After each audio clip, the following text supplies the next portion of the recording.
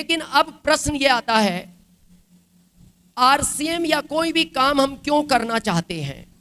काम कोई बुरा नहीं है, लेकिन आज हम बहुत प्रैक्टिकल लॉजिक के साथ समझेंगे कि आरसीएम आने वाले टाइम की क्यों जरूरत है।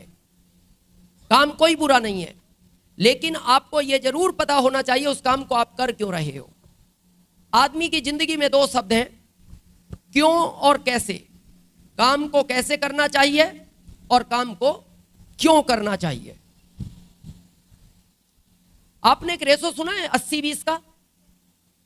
सुपौल वालों कितने लोगों ने सुना है 80-20? क्या है ये 80-20? 80 गरीब और 20 अमीर। ये 80-20 का रेशो इन्हीं दो शब्दों का कमाल है। इसके अलावा तीसरा शब्द दुनिया में नहीं है। खेती क्यों करनी, खेती कैसे करनी, नौकरी क्यों करनी, नौकरी कैसे करनी, दुकान क्यों करनी, दुकान कैसे करनी। ये 80 है और ये 20 है। 10 साल पहले क्या सुना था? 30-70 नहीं, अब बोर्ड तो और पीछे कहां होगा, चलो बात करते रहेंगे।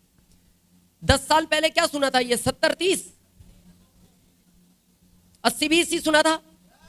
40 साल पहले 80-20 सुना था। बहुत गंभीर विषय है ये, बड़े ध्यान से सुनना सुपौल वालों।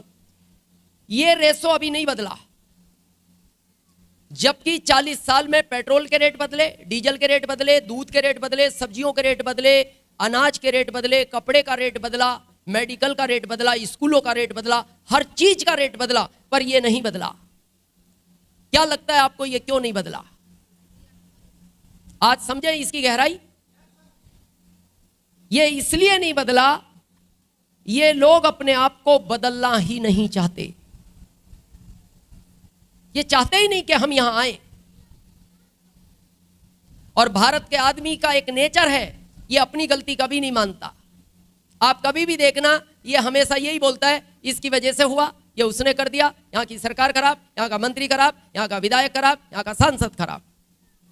यहां तक भी लोग बोलते हैं मेरे पिताजी भी खराब, इन्होंने भी सही समय पे ठीक डिसीजन नहीं लिए। उससे पूछे तेरा क्या रोल है? बोले मेरा कोई रोल नहीं। आपने जब भी किसी पे आरोप लगाया है, आप देखना ये इशारा होता है या ऐसे करते हो? ऐसे। पता है उसी समय ये प्राकृतिक 3 उंगलियां आपकी तरफ करती है कि जितना जिम्मेदार वो है उससे 3 गुना जिम्मेदार तू खुद है। ये नियम है प्राकृतिक का, लेकिन हम मानते नहीं। अभी आप किसी ऑटो रिक्शा वाले से, ये बाहर ऑटो रिक्शा चलते हैं ना आपके बैटरी वाले, कभी ऑटो रिक्शा वाले से पूछना गरीब हो? हां। क्यों? हां। क्या बोलता है वो? ऊपर वाले ने गरीब बना दिया।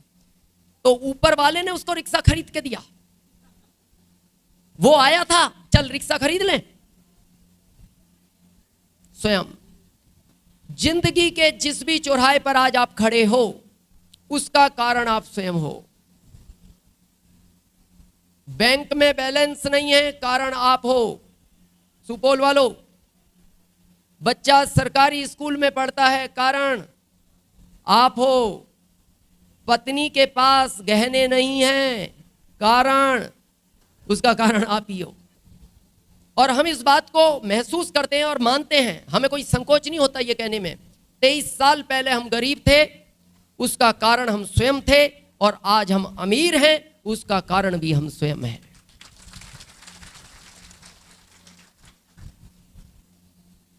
यहां जाना चाहते हो? सुपौल वालों, इधर जाना चाहते हो? फार्मूला दें? कुछ नहीं करना, यहां से निकलो, यहां घुस जाओ। कितनी देर लगी? 1 सेकंड। ये गेम आसान है? नहीं, संभव है। करने वालों ने किया है, किया जा सकता है। अभी आपने सुना 4 महीने में रॉयल्टी, लोगों को 1 साल हो गया। हम लिखित में देते हैं कि 2030 तक, आज आरसीएम ज्वाइन करने वाला 2030 तक डायमंड बन सकता है, लेकिन उसकी इच्छा होनी चाहिए, उसका क्यों क्लियर होना चाहिए। अगर क्यों क्लियर है तो आप 3 महीने में रॉयल्टी ले सकते हो, और ये क्यों कभी भी क्लियर हो सकता है, और आज बहुत लोगों का होगा। इस क्यों को समझे, ये जब क्लियर होता है तो क्या चमत्कार होता है, सुपौल वालों समझे। एक 28 साल का व्यक्ति था, पढ़ाई लिखाई अच्छी हुई, प्रोफेसर बन गए कॉलेज में, अकेले थे, माता पिता के कोई और भाई बहन नहीं थे। पिताजी सरकारी टीचर थे, माताजी प्राइवेट टीचर थी। वो प्रोफेसर हो गए, परिवार पढ़ा लिखा था। प्रोफेसर साहब की सगाई तय हुई, 2 साल बाद शादी हो गई, यानी 30 साल की उम्र में। जब पत्नी घर आई तो उन्होंने पत्नी को पूछा, तुम कहां तक पढ़ी हो? तो पत्नी ने कहा, यह पढ़ाई क्या होती है? तो प्रोफेसर साहब टेंशन में आ गए, बोले इसका मतलब अनपढ़ है। और उनको दुख इस बात का हुआ, परिवार में मां भी टीचर है और ये अनपढ़, तो कहीं रिश्तेदारी में जब परिचय होगा तो इसको शर्मिंदगी महसूस होगी जब इसका परिचय देंगे। तो उन्होंने कहा, कोई बात नहीं, गलती हो जाती है, तुम चिंता मत करो, मैं पढ़ाऊंगा। तो उस पत्नी ने कहा, मैं पढ़ना नहीं चाहती। प्रोफेसर साहब क्यों पढ़ाना चाहते थे? वो पढ़ाई का भविष्य जानते थे। आप भी अपने दोस्त और रिश्तेदार को आरसीएम क्यों कराना चाहते हो? क्योंकि आप इसका भविष्य जानते हो। लेकिन उसकी इच्छा नहीं है, क्योंकि उसका क्यों क्लियर नहीं। तो उस पत्नी ने कहा, देखो आप मेरे से पढ़ाई उड़ाई की ज्यादा बात मत करो, मेरे माता पिता ने भी की, मेरे को अच्छा नहीं लगता था, मैं नहीं पढ़ी तो नहीं पढ़ी। लेकिन प्रोफेसर साहब बार बार कहते थे, तुम्हें पढ़ाई में शर्म आती है, रूम में बैठ के पढ़ेंगे, ज्यादा शर्म आती है, रूम बंद करके पढ़ाएंगे, लेकिन तुम पढ़ो।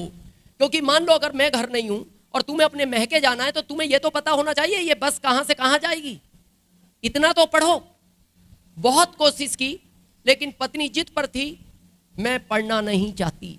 कई बार आपके दोस्त रिश्तेदार के आप भी पीछे पड़ते हो, लेकिन वो कहता है, यार देखो तुम दूसरी कोई बात करो, इसकी बात मत करो। लेकिन प्रोफेसर साहब के अंदर भाव था पढ़ाने का।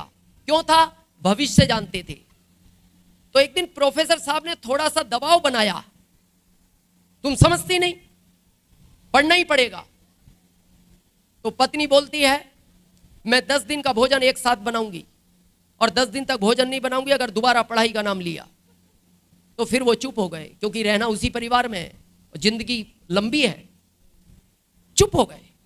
आपके साथ भी ऐसा कई बार होता है, जब आप अपने रिश्तेदार दोस्त को ज्यादा प्रेशर करते हो तो पता है वो क्या बोलता है, तूने दोबारा आरसीएम का नाम लिया, मैं फोन नहीं उठाऊंगा तेरा। तो आप क्या बोलते हो, फोन उठाना, अब मैं बात नहीं करूंगा।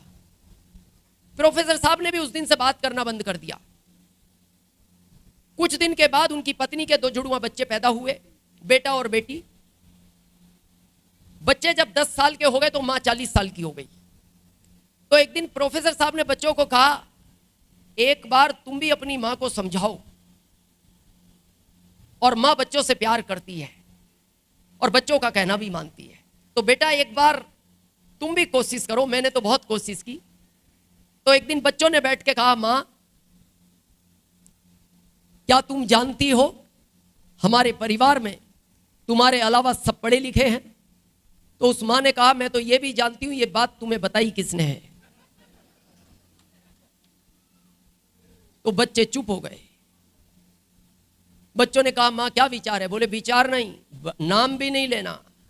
अगर तुमने पढ़ाई का नाम लिया, मैं अभी बोर्डिंग भेज दूंगी तुम्हें। मेरा विचार था और 10 साल बाद भेजूं, और तुम्हें भी मेरे हाथ का भोजन अच्छा नहीं लगता तो मैं अभी भेजूंगी। तो बच्चे चुप हो गए। बच्चों ने अपने पिता को कहा, मां से बात नहीं करना पढ़ाई की। बच्चे बड़े हुए, 20 साल के हो गए, बोर्डिंग चले गए। मां हो गई 50 साल की। प्रोफेसर साहब के अंदर भाव तो वही था, क्या पढ़नी चाहिए। आपके अंदर भी आखिरी तक रहता है। जब भी आपका रिश्तेदार दोस्त मिलता है तो आप पता है उसको क्या बोलते हो, देखो मैंने तुमसे वादा किया है, अब मैं इसकी बात तो नहीं करूंगा, पर फिर भी एक बार विचार करना। बच्चे बोर्डिंग चले गए। एक दिन प्रोफेसर साहब घर आए। उन्होंने पत्नी को कहा, मेरा बैग तैयार करो कपड़ों का, मेरे को 20 दिन के लिए भारत सरकार की ट्रेनिंग पे जाना है। पत्नी को थोड़ा शक हुआ। बोले, आप एक दिन के लिए भी कभी बाहर जाते हो तो मेरे को 3 दिन पहले बताते हो, अचानक बाहर जा रहे हो और 20 दिन के लिए कपड़े तैयार करो। उसको शक हुआ, लेकिन वो कुछ बोली नहीं। प्रोफेसर साहब चले गए। 2 दिन बाद प्रोफेसर साहब के घर एक 27 साल की बहुत सुंदर महिला आई। उस महिला ने बैल बजाई, दरवाजा खुला। उसने कहा साहब हैं? पत्नी ने कहा नहीं। साहब 20 दिन के लिए ट्रेनिंग पर गए, कुछ काम नहीं, उन्हीं से काम था। कब गए हैं? 2 दिन पहले। तो वो महिला बोलती है कल तो बाजार में मिले थे, साथ में चाय पी, आज मिलने का वादा किया था, नहीं मिले तो मैं ढूंढते ढूंढते घर आई हूं। अब उसको जो शक था वो उसका विश्वास में बदल गया, लेकिन फिर भी वो कुछ बोली नहीं। उस 27 साल की महिला ने अपने पर्स से एक चिट्ठी निकाली और देते हुए बोली जब भी साहब आए उनको दे देना और उनको कहना अकेले में ही पढ़ें और तुम में से कोई पढ़ना मत। अब उसका जो विश्वास था और पक्का हो गया। अब उसके मन में 2 विचार आए, पड़ोसियों से पढ़वा लूं, सब पढ़े लिखे हैं। लेकिन फिर उसको लगा अगर इस चिट्ठी में कुछ गलत लिखा हुआ तो मेरे पति की वैल्यू हमेशा के लिए पड़ोस में खत्म हो जाएगी। फिर दूसरा विचार आया, बच्चों से पढ़वा लूं, घर की बात है, घर में रहेगी। लेकिन फिर उसको लगा कि अगर इस चिट्ठी में कुछ गलत लिखा हुआ तो पिता की इज्जत बच्चों के अंदर हमेशा के लिए खत्म हो जाएगी। उसने वो चिट्ठी चुपचाप ली, अपनी अलमारी खोली, अपने कपड़ों के बीच में उसको ऐसी जगह छिपा दिया जहां किसी को ना मिले।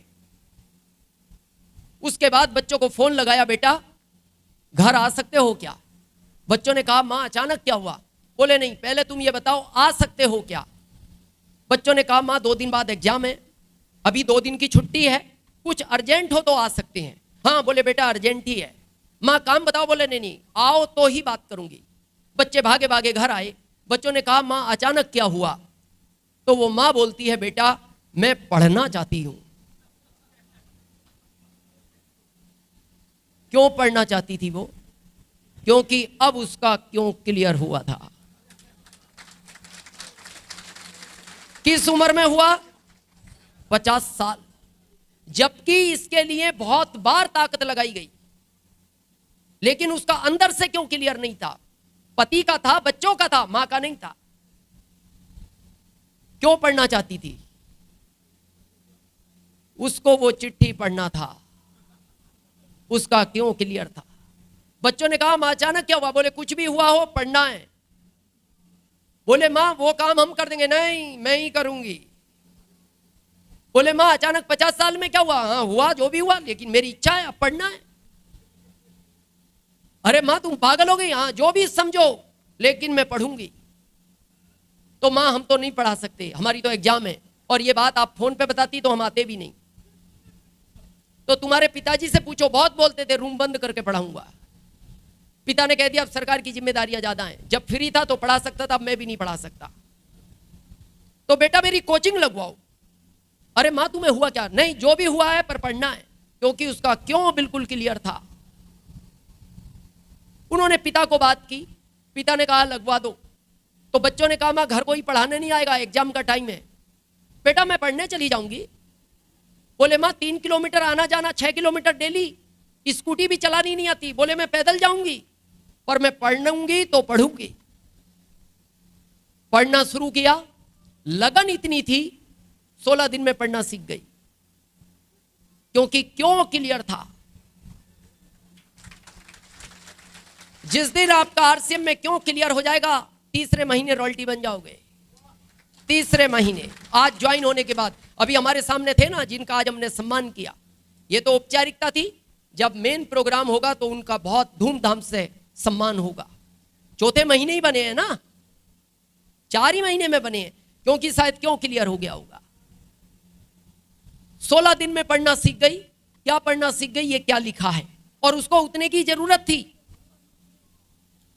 उसने इंग्लिश और मैथ नहीं पढ़ा। 16वें दिन घर आई,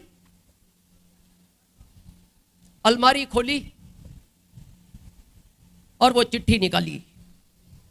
फिर उस चिट्ठी को खोला और उस चिट्ठी में लिखा था ये सब नाटक तुम्हें पढ़ाने के लिए की गई है। ये क्या है? ये सब नाटक ही है। आप घर नहीं समझोगे आरसीएम, ये नाटक ही तो है। क्या है ये?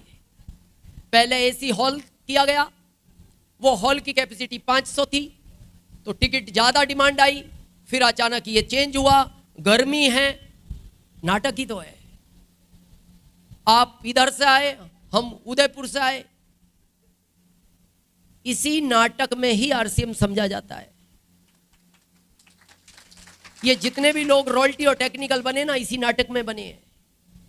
बहुत लोग कहते हैं, क्या मैं अपने रिश्तेदार को घर में नहीं समझा सकता?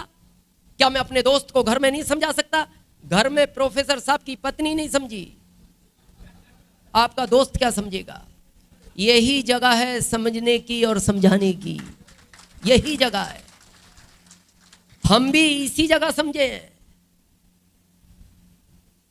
लेकिन क्यों क्लियर होना चाहिए, और आज आखिरी तक इस क्यों को हम क्लियर करेंगे। और अगर वो क्लियर हो गया तो एक दिन आप भी स्टेज पर आकर कहोगे कि मैं 3 महीने में रॉयल्टी बना, मैं 4 महीने में रॉयल्टी बना, और मैं 2030 तक डायमंड बन गया। ऐसे कई उदाहरण आएंगे भारत से।